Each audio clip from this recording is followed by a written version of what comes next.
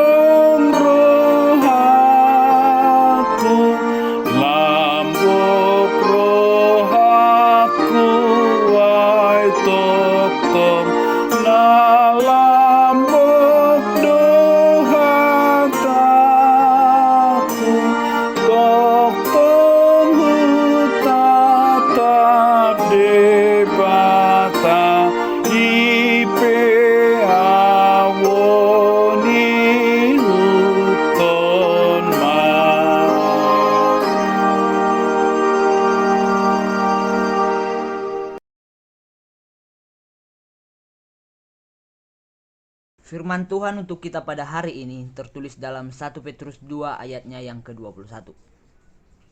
Sebab untuk itulah kamu dipanggil, karena Kristus pun telah menderita untuk kamu, dan telah meninggalkan teladan bagimu, supaya kamu mengikuti jejaknya. Demikian firman Tuhan. Amanginang yang terkasih, ketika berbicara tentang keteladanan, maka kita tidak perlu susah payah mencari figur lagi. Sebab kita memiliki Yesus Kristus.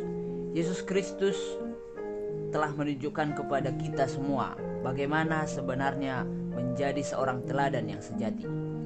Jika Tuhan hanya menunjukkan kebesarannya sebagai Allah, maka kita mungkin tidak memiliki contoh nyata seorang teladan.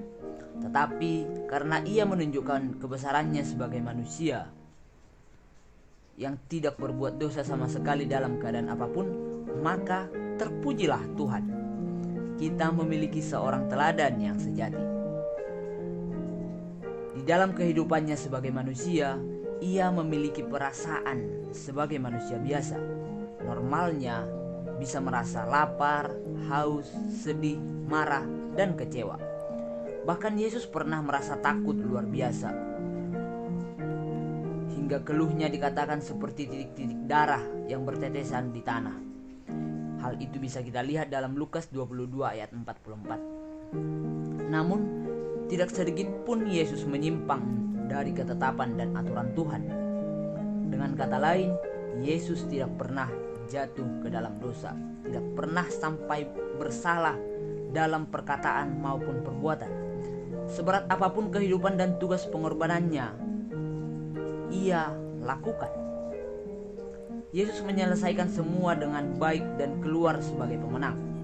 Sebagai manusia biasa, malahan Yesus dengan tegas mencela dan menjauhi dosa, tetapi mengasihi orang berdosa.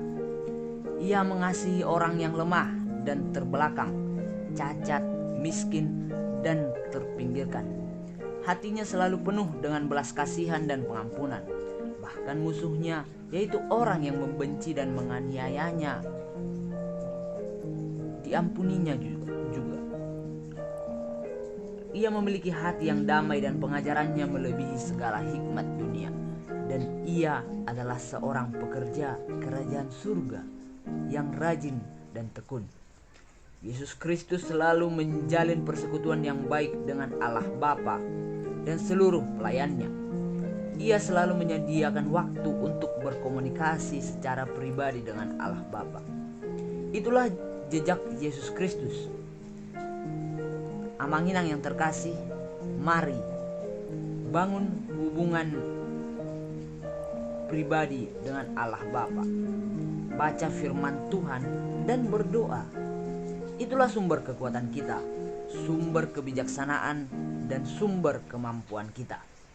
Teladani hidup Yesus Kristus agar dalam menjalani hidup kita dapat tetap terjaga di dalam jalur kebenaran. Bahkan kita dapat bangkit menjadi teladan dan berkat bagi orang-orang di sekitar kita. Selamat mengikuti jejak Yesus Kristus. Amin.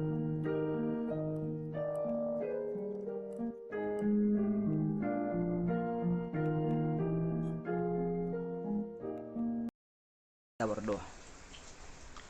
Ya Tuhan Allah Bapa kami yang bertata tinggi dalam kerajaan surga, terima kasih atas firman yang boleh kami renungkan hari ini.